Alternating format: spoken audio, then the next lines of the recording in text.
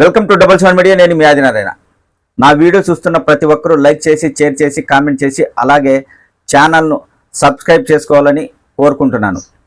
ఇక వీడియోలోకి వెళితే, ఇటీవలే మనం చూసాం, వైసీపీలో కీలక నేతగా ఉన్న విజయసాయిరెడ్డి గారు రాజకీయాల నుంచి పూర్తిగా తప్పుకున్నారు.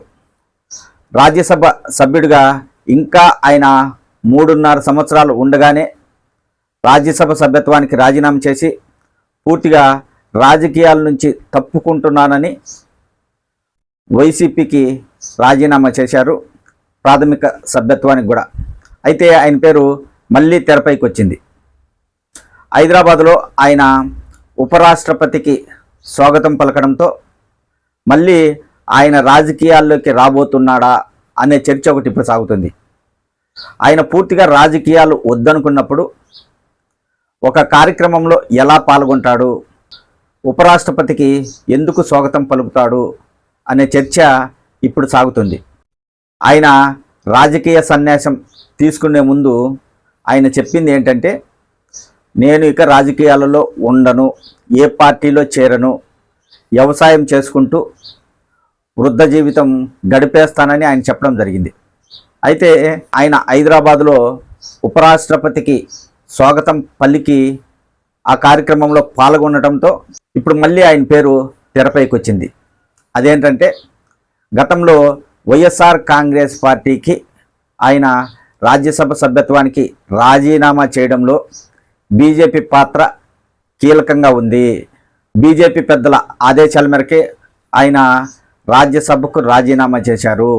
ఆయన రాజకీయాలకు దూరంగా ఉంటాను, రాజకీయ పదవులు చేపట్టను అన్నారు.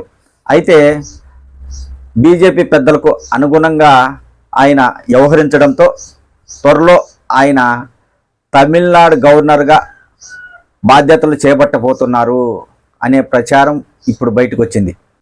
బీజేపీ పెద్దల మాట ప్రకారం ఆయన రాజ్యసభకు రాజీనామా చేశాడు కాబట్టి వారు ఆయనకు గవర్నర్ పదవి ఇవ్వబోతున్నారు.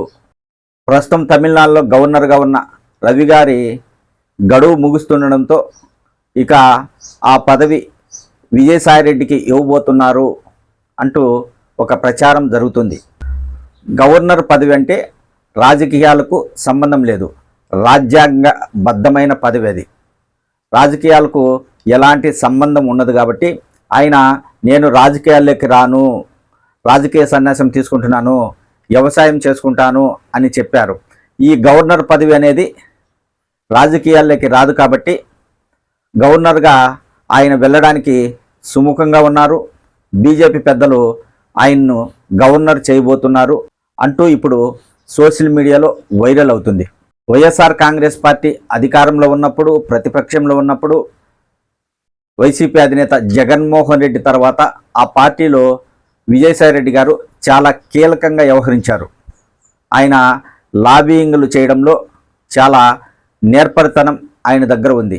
ఆయన గతం నుంచి బీజేపీ పెద్దలతో చాలా సన్నిహితంగా ఉన్నారు కాబట్టి ఆయనకు ఆ అంశం ఇప్పుడు పనికొచ్చింది. వారి ఆదేశాల మేరకే రాజ్యసభ సభ్యత్వానికి రాజీనామా చేసి పూర్తిగా రాజకీయాల నుంచి తప్పుకొని బీజేపీ పెద్దలతో సఖ్యతగా ఉంటూ త్వరలోనే తమిళనాడు గవర్నర్ కాబోతున్నారు అనేదైతే విస్తృతంగా ప్రస్తుతం ప్రచారం జరుగుతుంది సోషల్ మీడియా మాధ్యమాలలో. అయితే ఇది ఎంతవరకు నిజం అనేది విజయసాయిరెడ్డి గారు చెప్తే కానీ తెలియదు.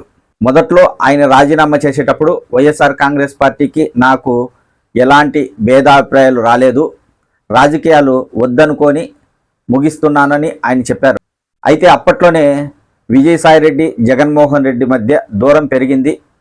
వైసీపీలో ఆయనకు ప్రాధాన్యత లేకపోవడంతో ఆయన ఆ పార్టీని వీడారనే ప్రచారం అప్పుడు సాగింది. అయితే ఆయన రాజీనామా చేసిన తర్వాత జగన్మోహన్ రెడ్డి గారు కూడా ఆయన్ను కలవలేదు. ఒకసారి మీడియాతో జగన్మోహన్ రెడ్డి గారు మాట్లాడుతూ కొంతమంది తాయిలాలకు, బెదిరింపులకు, కేసులకు భయపడి వైసీపీ నుంచి తప్పుకుంటున్నారని ఆయన వ్యాఖ్యలు చేయడంతో ఆ మాటలను ఖండిస్తూ అప్పుడు విజయసాయిరెడ్డి గారు ఒక ట్వీట్ చేశారు. నేను తాయిలాలకు ఆశపడేవాడిని కాదు, కేసులకు బెదిరింపులకు భయపడను, నేను రాజకీయాలు వద్దనుకొని రాజకీయ సన్యాసం తీసుకున్నానని అప్పుడు విజయసాయిరెడ్డి గారు కూడా జగన్మోహన్ రెడ్డి వ్యాఖ్యలకు ఎక్స్ వేదికగా కౌంటర్ ఇచ్చారు విజయసాయిరెడ్డి గారు. అయితే ఈ ప్రచారం ఎంతవరకు నిజమనేది తెలియాలంటే మరి కొన్ని రోజులు పడుతుంది. బీజేపీ పెద్దలు ఆయన్ను తమిళనాడు గవర్నర్గా చేయబోతున్నారా అనే చర్చ అయితే మాత్రం సాగుతుంది.